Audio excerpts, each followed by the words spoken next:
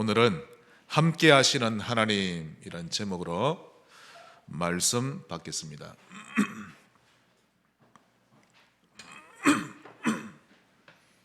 여기는 영상이 안 뜨네요.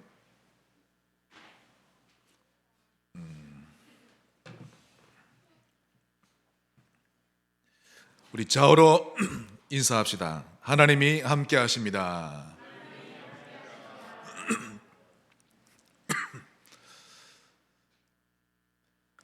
제가 어릴 때는 아버지라는 존재에 대해서 잘 몰랐습니다. 다 그렇죠. 살아가면서 자식을 낳고 키우고 또 그들과 함께 살다 보니까 조금씩 아버지라는 그 위치를 알게 되었습니다. 또 이 어머니라는 존재에 대해서도 역시 몰랐습니다. 그분이 살아계실 때는 아낌없이 베풀어 주시는 그분의 조건 없는 사랑이 그냥 익숙했고 그저 당연하다 얘기일 뿐이었죠.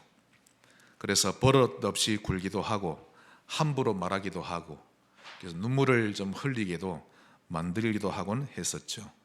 그렇게 그분들에 대한 존재와 인식이 세월이 지나가면서 점점 깨달아져 가고 이제는 그리움으로 제게 남아 있습니다.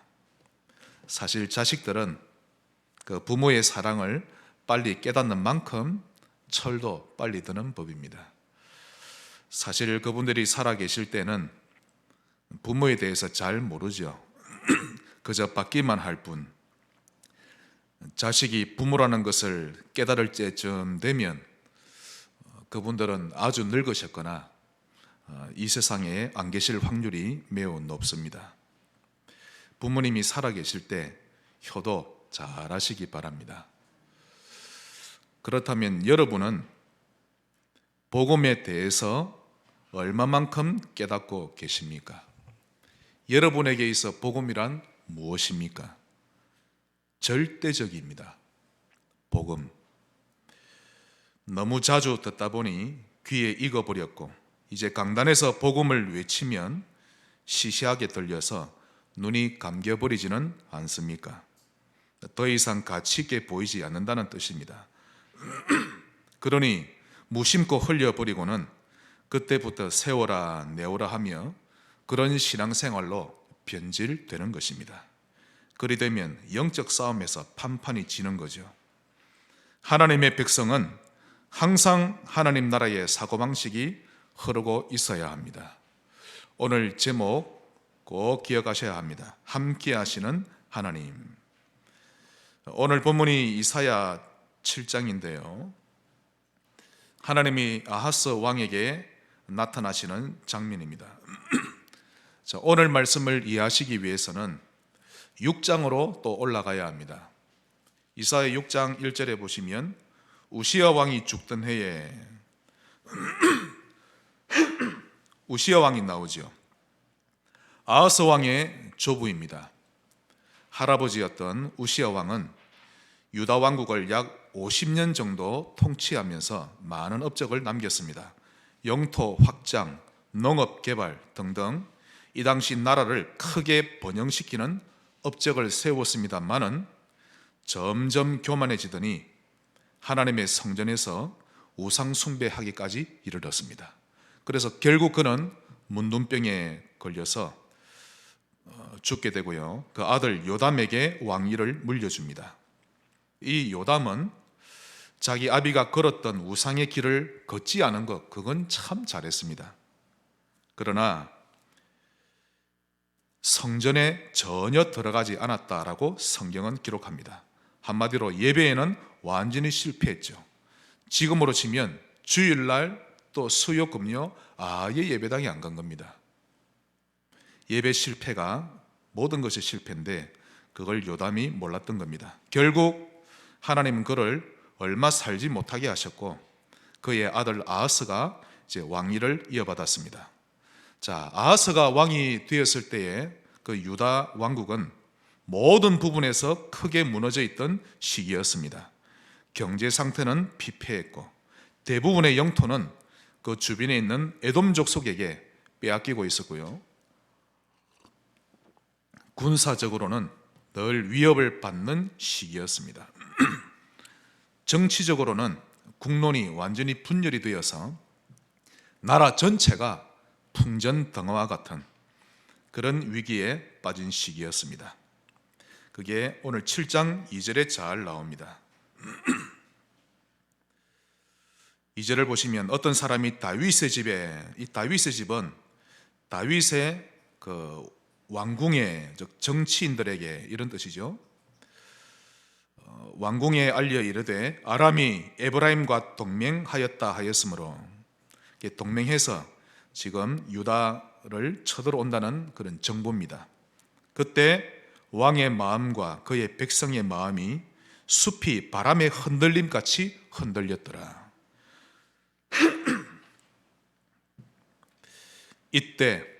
이러한 때에 아하스 왕은 떨기 시작합니다. 얼마나 많이 떨었던지 하나님을 바라보지 않고 믿음은 전혀 없이 벌벌 떨기만 했죠.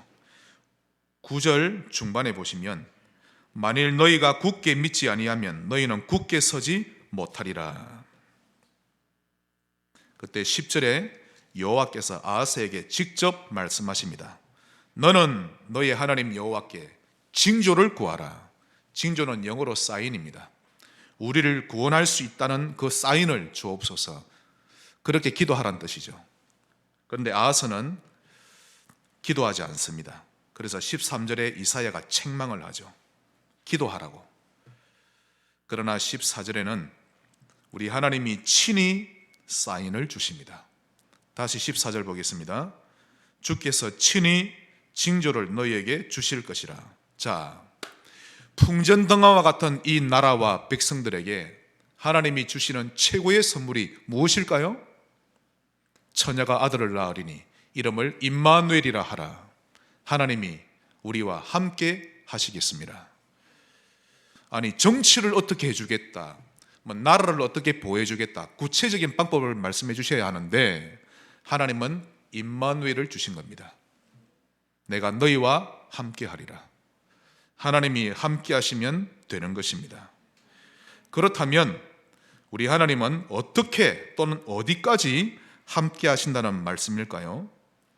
오늘 예배를 통해 여러분의 내면에 자리 잡고 있는 불만, 조급함 또는 미움의 감정들이 완전히 사라지고 하나님의 평안이 여러분의 영혼에 흐르기를 주의 이름으로 축원합니다. 오늘 세 가지를 통해 함께 하시는 하나님을 우리가 살펴보겠습니다. 첫째로, 좀 영어인데요, with 24입니다. 한번 따라 합시다. with. 이 with는 하나님이 나와 함께 하신다는 뜻입니다. 다른 사람은 놔두고 나와 함께 하시는 하나님. 그러므로 속지 않으면 됩니다. 야고보서 1장 16절, 내 사랑하는 형제들아 속지 말라. 우리 좌우로 인사합시다. 속지 맙시다. 속지 마세요. 다른 것에도 속지 말고 다른 말에, 다른 환경에, 특히 나의 틀린 각인 뿌리 체질에 속지 않으면 됩니다. 우리 자녀들은 잘 압니다. 우리 부모님이 하나님을 믿는지 안 믿는지, 또 우리 부모님에게 복음이 흐르는지 흐르지 않는지를 너무 잘 알죠. 그러므로 나 자신이 반드시 해야 할 것은 바로 오늘입니다. 오늘 하나님과 함께함을 누리시기 바랍니다. 시편 23편, 여호와는 나의 목자시니 내게 부족함이 없으리로다. 다윗은 위드를 온전히 누렸습니다. 얼마만큼 누렸는가 하면 위드 24. 하나님은 24시간 나와 함께 하신다. 확실히 믿었죠. 우리 말씀 한 군데 찾아보겠습니다. 시편 91편입니다. 성경의 많은 부분 가운데 이 91편은 위드 24를 적나라하게 표현한 아주 좋은 본문입니다.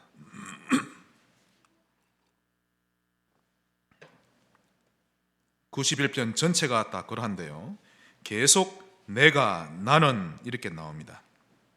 2절 3절에 나는 여호와를 향하여 말하기를 그는 나의 피난처요 나의 요새요 내가 의뢰하는 하나님이라 하리니 이는 그가 너를 새 사냥꾼의 올무에서와 심한 전염병에서 건지실 것이미로다. 하나님이 나와 함께 하신다는 것 확실히 믿으시기 바랍니다. 그러면 나와 함께 하시는 하나님을 어떻게 누릴 수 있을까요? 그 첫째가 말씀입니다. 하나님은 말씀으로 나와 함께 하십니다. 사실 다락방이냐 아니냐 그게 아니질 않습니까?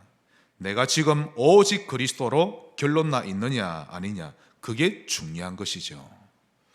이게 안 되면 지난주 베드로가 요한의 미래에 대해서 궁금했던 것처럼 우리는 다른 것에 신경을 뺏기며 세월을 허비하게 됩니다. 위드, 하나님은 나와 함께 하신다. 이게 맞다면 지금 내 옆에 강도, 사기꾼이 있어도 아무것도 문제되지 않는 것 아닙니까? 맞습니까? 틀렸습니까? 맞죠. 하나님이 나와 함께 하시는데 풍전등화 같은 나라에 하나님이 주신 최고의 선물 임마누엘, 하나님이 함께 하시겠답니다. 그러므로 위드를 회복하는 것에 모든 에너지를 쏟으시기 바랍니다. 이를 위해 우리 자신이 꼭 해야 할 일은 올바른 집중입니다.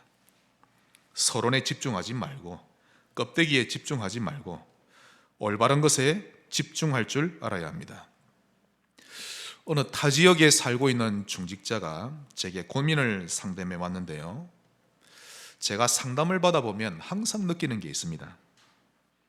거의 대부분이 도 아니면 뭐를 선택해 주기를 바라는 고민입니다. 예를 들면 목사님 제가 유학을 가야 할까요? 가지 말아야 할까요? 이런 식입니다. 꼭 제보고 점쳐달라고 그런 식이죠.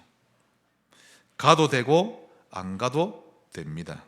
어디를 가든 나와 함께 하시는 하나님을 누릴 수 있다면 상관없습니다. 그게 안 되는데 유학 가는 것이 문제지. 그렇게 상담을 하면서 또 떠오르는 생각이 이분이 복음으로 결론나면 참 좋겠다 그런 생각이 드는 거 있죠. 그러면 되는데 그러나 안타깝게도 거의 대부분 다른 것에 신경을 뺏겨서 항상 정신이 어지럽고 복잡합니다. 그러므로 올바른 집중을 할 수 있어야 합니다. 제가 여러분께 세 가지 말씀을 소개합니다. 먼저 마태복음 16장 16절 주는 그리스도시요 살아계신 하나님의 아들이십니다. 이 말씀으로 여러분 인생 결론 내시기 바랍니다. 다 끝났습니다. 정말요. 또한 갈라디아서 2장 20절 나는 그리스도와 함께 십자가에 못 박혀 죽었나니 이제 나는 그리스도를 믿는 믿음으로 사는 것이라. 하나님은 우리가 이렇게 되기를 원하십니다. 그 다음 마태복음 6장 31절로 33절 무엇을 먹을까 입을까 마실까 염려하지 말라. 그것은 이방인들이 구하는 것이라. 너희에게 무엇이 있어야 할지 천부가 아시느니라. 그런즉 너희는 먼저 그의 나라와 그의 의를 구하라. 그리하면 모든 것을 너희에게 더하시리라. 이 말씀에 한번 집중해 보시기 바랍니다. 또한 위더 24를 누리는 비밀 두 번째는 기도입니다. 기도를 통해 나와 함께 하시는 하나님을 누릴 수 있어야 합니다. 여러분은 평상시 어떻게 기도하고 계십니까? 그것이 중요한데요. 시편 27편을 보겠습니다.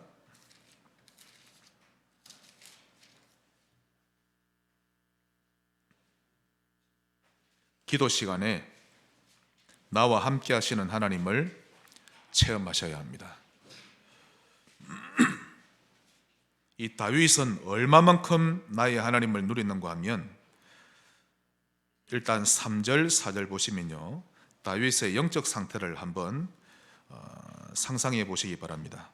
군대가 나를 대적하여 진칠지라도, 참 아하스 왕이 이 정도 되면 되는데, 군대가 나를 대적하여 진칠지라도 내 마음이 두렵지 아니하며 전쟁이 일어나 나를 치려 할지라도 나는 여전히 태연하리로다. 내가 여호와께 바라는 한 가지 일, 그것을 구하리니 곧 내가 내 평생에 여호와의 집에 살면서 여호와의 아름다움을 바라보며 그의 성전에서 사모하는 그것이라. 다윗의 월음은 그야말로 성령 충만이겠죠. 기도 회복하시기 바랍니다. 여러분은 하나님께 받고 싶은 것 중에 가장 받고 싶은 선물이 무엇입니까? 저는 솔직히 하나님께 받고 싶은 응답 중에 최고의 응답은 성령 충만입니다. 그걸 제일 받고 싶습니다. 아니, 에녹은 300년 동안 동행했죠, 하나님과. 일주일 동안 하나님과 동행하라고 해도 몸서리를 치는데 300년 동안 하나님과 동행한 에녹, 정말 부럽습니다. 100년도 못 사는 우리 인생인데 하나님과 동행하며 살아야 되지 않겠습니까? 성령 충만이 여러분이 받을 응답의 최고의 응답이라면 그렇게 동참하는 분은 요셉과 다니엘의 응답을 받을 것입니다. 그러므로 성령 충만을 사모하되 간절히 사모하시기 바랍니다. 세 번째로 위더 24를 누리는 비밀은 전도입니다. 내가 처한 곳에서 그리스도를 전할 수 있다면 그는 위더 24를 누리는 자입니다. 내가 서 있는 곳이 참 선교지죠. 나의 자녀가 초등학생이라면 그것만으로도 여러 가지 전도 기획을 할 수 있는 것입니다. 혹 여러분 가족 중에 장애자가 있다면 그것은요, 더더욱 전도의 큰 문이 됩니다. 전도에 대한 기획이 되어지는 그런 신자 되시기를 바랍니다. 그러므로 오늘의 말씀, 기도, 전도, 이 세 가지를 통해 나와 함께 하시는 하나님을 체험할 수 있어야 합니다. 그런 성도님 되시기를 제가 더더욱 집중적으로 기도하겠습니다. 그런데 별 가치도 없는 껍데기에 에너지를 다 소비하지 말고 올바른 집중할 줄 아시기를 바랍니다. 한국 사람은요, 이 밥 먹을 때 국그릇을 항상 오른쪽에 두고 먹어야 한다고 합니다. 만약 그것을 왼쪽에 두고 먹게 되면 죽은 사람에 대한 행위로 여긴다고 하는데요. 그런데 저는 사실 국그릇을 왼쪽에 두거나 저 멀리 떨어뜨려 놓고 먹습니다. 왜냐하면 옷에 배이니까, 국 냄새가. 또 이 팔에 이게 냄새 다 배이거든요. 저는 사람을 만나는 사람이다 보니까 음식 냄새가 너무 많이 옷에 배이면 좀 민감해하죠. 어떤 분이 식사 초대를 해서 밥 먹을 때 국그릇을 왼쪽에 뒀더니 난리 나는 거 있죠. 왜 그거를 왼쪽에 놓냐면서. 여러분, 중요한 것은 국그릇을 왼쪽에 둔다고 귀신이 역사하는 것 아닙니다. 불신앙의 한마디 말에 군대 귀신이 역사합니다. 그건 모르는 거 있죠. 대부분의 신자가 서론과 껍데기를 따지면서 끝까지 물고 늘어지죠. 그런 사람은 결국 모래 위에 집을 짓는 인생입니다. 결국 무너지죠. 그러나 복음으로 올바른 집중을 할 줄 아는 신자는 반석 위에 집을 짓는 자와 같은 것입니다. 여러분은 서론이 강한 자입니까? 본질이 강한 자입니까? 여러분 자신을 한번 돌아보시기 바랍니다. 복음이 강하면 본질을 향하게 되어 있는 것입니다. 한 번 더 우리 좌우로 인사합시다. 위더를 누립시다. 하나님이 나와 함께 하십니다. 두 번째로 임마누엘 24. 임마누엘은 우리와 함께 하시는 하나님이십니다. 믿으십니까? 우리와 함께 하십니다. 성지교회와 함께 하시죠. 우연이라는 것은 없는 것입니다. 제가 국어사전을 보니까요, 사회라고 하는 것은 공동생활을 하는 여러 형태의 인간 집단을 말합니다. 가족, 회사, 또 크고 작은 모임 등등 그런 모임들을 사회라고 하는데요. 그런데 참 사람이라고 하는 존재는 달라도 너무 다릅니다. 그러니 인간이 모여 사는 집단에서는 갈등이라는 것이 당연히 존재하는 것입니다. 아마 갈수록 갈등이 더 심해질 것입니다. 과학과 기술은 발전하지만 인간의 영적 문제는 더 심해질 것입니다. 갈수록 사이비와 종교는 늘어나고 또 귀신 들리게 하는 단체가 늘어나고 우리 젊은이들은 갈수록 타락할 것입니다. 그렇기 때문에 인간관계의 갈등 아마 더 심해질 수도 있습니다. 그런데 이 갈등을 어떻게 받아들이느냐에 따라서 그 사람의 인생의 색깔이 결정되는 것입니다. 그러므로 모든 인간관계에서 반드시 기억해야 할 것은 하나님이 우리와 함께 하신다는 사실입니다. 이것을 임마누엘이라고 합니다. 우리와 함께 하시는 하나님. 하나님은 분명히 우리 모임에 함께 하십니다. 임마누엘을 누리기 위해서는 세 가지를 누릴 줄 알아야 합니다. 첫째, 교회의 응답을 누리세요. 하나님이 이 교회를 보내신 데는 이유가 있습니다. 교회에서 받은 직분, 또 내 옆에 있는 성도들, 그들을 응답으로 받고 누릴 줄 알아야 합니다. 아멘. 응답으로 누릴 줄 알아야 합니다. 문제가 올 때 그게 기회죠. 특히 인간관계에서 문제가 올 때는요, 완전 기회입니다. 그것을 임마누엘 누릴 기회로 삼을 줄 알아야 합니다.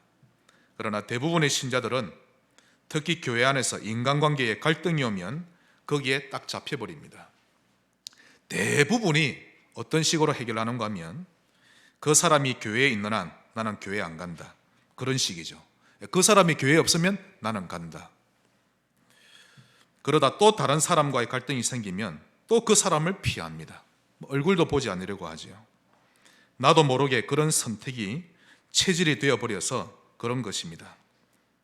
이제부터 하나씩 임마누엘을 인정하는 훌륭한 선택을 해보시기 바랍니다. 우리의 모임에는 하나님의 놀라운 계획이 있는 것입니다. 우리와 함께 하시는 하나님을 체험하시기를 바랍니다. 믿으셔야 합니다. 우리의 모임에 하나님은 큰 계획을 놓으셨죠. 그걸 회피하다가 다 놓쳐버린다면 얼마나 억울합니까? 임마누엘 누리시기 바랍니다. 내가 누군가를 피하면 누군가도 나를 피합니다. 다 사람은 서로를 이렇게 상처를 받죠. 우리와 함께 하시는 하나님만 조금만 묵상한다면 능히 쉽게 일어설 수 있을 것입니다. 지금은 여러분의 심령에 은혜가 흐르지 않아서 바싹 말라버린 논처럼 메말라 있지만 저는 압니다. 여전히 여러분의 중심에는 복음을 위해 살고 싶어하는 그 중심이 있다는 것을 저는 잘 압니다. 어떻게 하면 나 중심을 버리고 복음 중심으로 살까라는 마음, 또 내가 손해볼지라도 복음을 위한 일이라면 나는 한 걸음 물러날 것이다, 그런 마음, 그게 여러분의 진짜 본심임을 저는 알고 있습니다. 그래서 홧김에 불신앙을 내뱉고서도 마음은 편치 않고 찝찝한 거 맞지요? 중심은 그렇지 않기 때문에 예전부터 가지고 있던 썬뿌리가 나도 모르게 입 밖으로 튀어나와서 그렇지 중심은 그렇지 않다는 것을 저도 알고 우리 하나님도 알고 계십니다. 그러므로 교회 응답 받으시기 바랍니다. 교회를 세워야겠다는 선택, 또 옆에서 지켜보고 있는 새가족과 후대들을 살려야겠다는 선택, 또 후대들이 본받고 따라올 수 있는 그런 선택을 함으로써 우리와 함께 하시는 하나님을 24시 누리시기 바랍니다. 또한 가족의 응답을 누릴 줄 알아야 합니다. 여러분의 가정이 작은 천국 되시기를 바랍니다. 또한 세 번째로 산업 현장의 응답을 받을 줄 알아야 합니다. 억지로 일하거나 시간만 때우면서 월급 받아가지 말고 최선을 다해서 일하시기 바랍니다. 요셉처럼. 우리 말씀 한 군데 볼까요? 골로새서 3장입니다.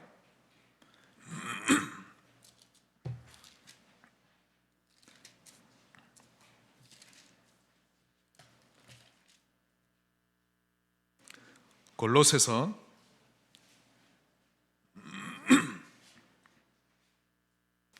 3장 22절 23절 종들아 모든 일에 육신의 상전들에게 순종하되 사람을 기쁘게 하는 자와 같이 눈가림만 하지 말고 오직 주를 두려워하여 성실한 마음으로 하라. 무슨 일을 하든지 마음을 다하여 주께 하듯 하고 사람에게 하듯 하지 말라. 산업 현장에 하나님이 예배해 놓으신 응답 누리시기 바랍니다. 제가 여러분께 한 가지 질문하겠습니다. 성실히 답하시기 바랍니다. 가나안 땅을 12명의 정탐꾼이 정탐을 했죠. 그때 10명이 돌아와서 이런 보고를 합니다. 그 땅을 우리는 차지할 수 없다. 그들은 거인이요 우리는 메뚜기라. 여러분께 질문합니다. 과연 그 땅은 이스라엘 백성이 차지할 수 없습니까? 아니면 차지할 수 있습니까? 그러나 질문도 답도 틀렸습니다. 할 수 있다 없다가 아닙니다. 차지하게 되어 있는 것입니다. 신명기 6장에 주님이 분명히 말씀하셨습니다. 4절부터 나오죠. 이스라엘아 들으라. 우리 하나님 여호와는 유일한 여호와시니 마음을 다하고 뜻을 다하고 힘을 다하여 하나님을 사랑하라. 길을 갈 때든지 누워 있을 때든지 집에 있을 때든지 부지런히 가르치며 말씀을 묵상하고 미간에 새기며 문설주의 말씀을 기록하라. 그리고는 10절부터 이런 말씀이 나옵니다. 너희의 조상 아브라함, 이삭, 야곱을 통해 내가 맹세한 그 땅을 너희에게 주리라. 우리가 가나안 땅을 차지할 수 있다 없다가 아닌 것입니다. 우리가 아무리 불신앙을 해도 하나님이 약속하신 땅은 우리가 들어가게 되어 있는 것입니다.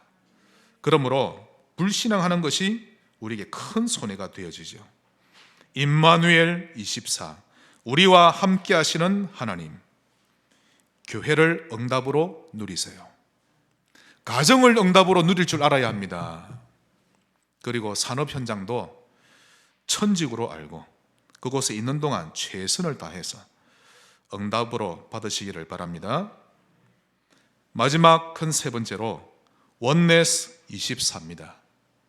오늘 제목이 영어라서 좀 그런데요, 이해를 하셔야 합니다. 이 원네스 24는 모든 것에 함께 하시는 하나님이십니다. 지구의 역사를 하나님이 돌리시죠. 로마서 8장 28절 하나님을 사랑하는 자 곧 그의 뜻대로 부르심을 입은 자들에게는 모든 것이 합력하여 선을 이루느니라. 역대상 29장 11절로 12절에 보시면 승리도 여호와의 손에 있고 천지에 있는 것도 여호와의 것이요 부와 귀가 주께로 말미암고 주권도 주께 속하였고 모든 사람을 크게 하고 강하게 하심도 하나님의 손에 있음을 다윗이 고백합니다. 우리 하나님 앞에 무릎 꿇으시기 바랍니다. 모든 것에 함께 하십니다. 한치의 실수도 없으시죠. 그러므로 원네스를 24로 누릴 수 있다면 그는 정말 성령 인도받는 신자가 되는 것입니다. 이를 위해 교회 중심으로 하시기 바랍니다. 강단의 흐름을 가지세요. 그리고 교회의 목회자와 하나가 되어 같이 흐름을 타시기 바랍니다. 그것이 원네스 24 누리는 비밀입니다. 그리고 본부 중심으로 하시기 바랍니다. 우리 본부에 훈련, 그리고 본부 메시지, 세계복음화 강단이라고 하지요. 그 한 방향을 타고 모든 우리 본부가 강단이 같이 흘러가는 것입니다. 이렇게 함으로써 원네스 24를 이루는 것입니다. 한번 따라 합시다. 원네스. 하나님이 모든 것에 함께 하십니다. 또한 이 시대를 자세히 보고 이 시대 상황을 활용하시기 바랍니다. 앞서 우리 장로님 기도하신 대로 동성애 또는 여러 가지로 재앙이 들이닥친 시대인데요. 또 교회가 무너지는 시대입니다. 그러나 누가 뭐라 해도 세계 복음화는 하나님이 이루십니다. 그래서 이스라엘 백성의 역사를 보면 그 나라에 유일하게 하나님이 복음을 주셨는데 선교하지 않습니다. 복음을 받아놓고서도 선교하지 않는 이스라엘 나라를 반으로 쪼개어 버리셨죠. 그래도 정신을 못 차리니 7번의 큰 전쟁을 일으키셨고 결국 전 세계로 뿔뿔이 흩어지게 하셨던 것입니다. 하나님이 북국 강병되게 하셨는데 우시야가 교만하였습니다. 하나님이 치셨죠. 요담도 예배를 회복을 하지 못했습니다. 조상들을 통해 하나님이 사인을 주셨는데도 정신을 차리지를 못합니다. 위드를 누리고 임마누엘 원네스 꼭 누리시길 바랍니다. 하나님이 함께 하십니다. 누가 뭐라 해도 지역 복음화는 하나님이 반드시 이루십니다. 그래서 혹 지역에 예비지교회나 성도가 모이는 곳이 있으면 모이세요. 모이지 않으면 이 원네스를 누리지 못하는 것입니다. 하나님의 인도를 받으시기 바랍니다.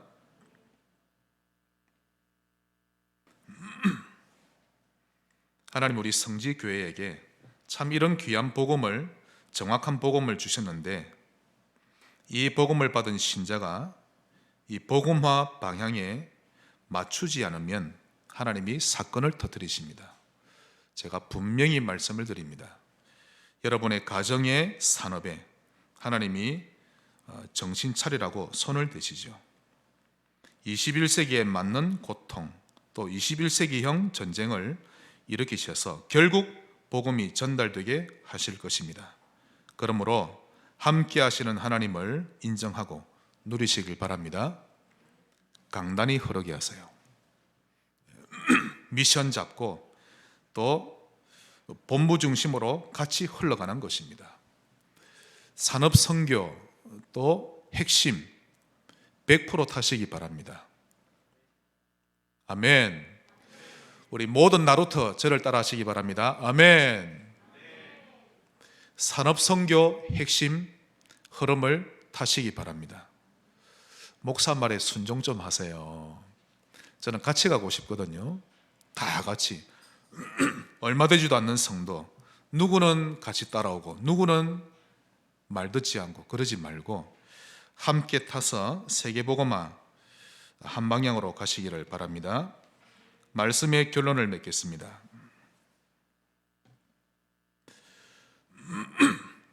24라는 이 힘은 어마어마합니다. 그러므로 무엇으로 24가 되느냐에 따라서 그 사람의 인생을 살리기도 하고 죽이 되기도 합니다. 예를 들면 누군가를 두고 계속 미워하는 마음을 가지면요, 그 사람이 병들어 죽습니다. 24시 늘 감사하고 찬양하면 암도 치유돼 버리죠. 그러므로 불신앙 24 하지 마세요. 어떤 경우에도 이것만은 하지 않기로 다짐해야 합니다. 제일 위험한 것입니다. 우리가 훌륭한 일은 못할지라도 사단에게 종로로 타는 짓은 하면 안 되지 않습니까? 그러므로 스스로에게 질문해야 합니다. 나는 하나님 앞에서 시청자인가 예배자인가 반드시 생각해 봐야 합니다. 시청자란 한마디로 구경만 하는 자입니다. 나는 아브라함을 통해 유업으로 물려주신 언약을 받아 누리고 싶다. 말은 늘 그렇게 하면서도 언약이 흐르지 않는다면 유업을 못 누리는 것 아닙니까? 언약을 흐르게 해야 합니다. 또 나는 하나님의 뜻대로 살고 싶다고 하면서도 제일 중요한 예배에 승리하지 못한다면 결국 하나님 뜻대로 살지 못하는 것 아닙니까? 2021년은 하나님 앞에 마음을 드리고 또 실천이 되어지는 그런 한 해 되시기를 바랍니다. 오늘 우리가 예배를 드리기 위해 지금 각 나루터별로 모였습니다. 예배에만 승리해도 됩니다. 그리고 약속을 굳게 잡으세요. 24가 되는 만큼 여러분은 승리합니다. 오늘 말씀을 굳게 잡고 믿음, 소망, 사랑 회복되시기를 주의 이름으로 축원합니다. 하나님 감사합니다. 함께 하시는 하나님을 모든 것에 누리게 하옵소서. 오늘부터 불신앙 24 버리기로 다짐합니다. 하나님의 나라 위에 살게 하시고 믿음을 고백하는 신자로 바꾸어 주옵소서. 예수 그리스도 이름으로 기도하옵나이다. 아멘.